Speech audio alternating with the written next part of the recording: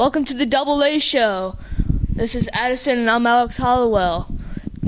Today we'll be talking about a Markelle Fultz trade, and we'll have a mock draft for you about the NBA draft on Thursday.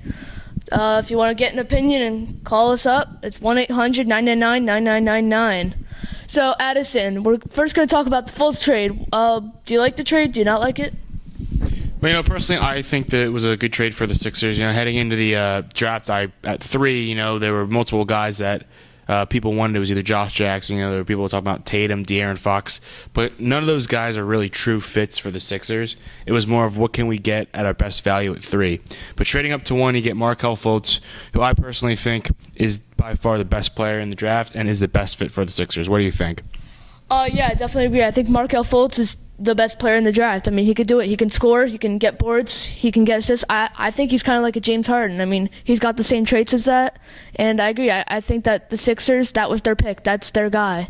I mean, Fultz, then you got a shooting guard, and then Embiid, Simmons, and then Sarge. I mean, that's just a great lineup for the future.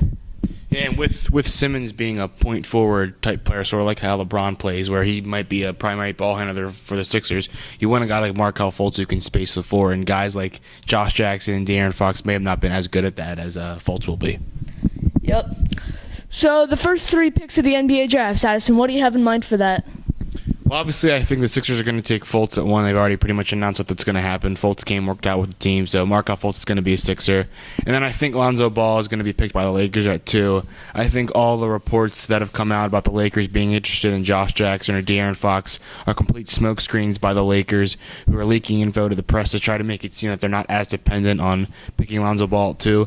But I think Lonzo Ball is too good of a fit for the Lakers at 2 to pass up.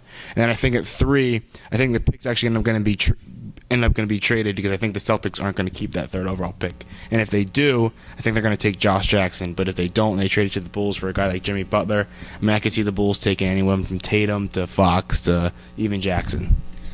Yep. The first pick of the NBA draft, yeah, it's got to be Fultz. I mean, he just belongs with the Sixers. But second, I think it's going to be Josh Jackson because I think that the Lakers need to pick up their defense this upcoming season, and that's what Josh Jackson has in store for the Lakers.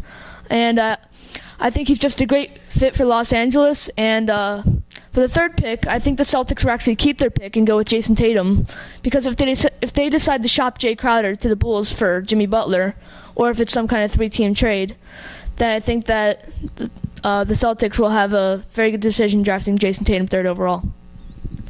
And that's it for the show tonight. And this is Addison, and I'm Alex Hollowell. Good night.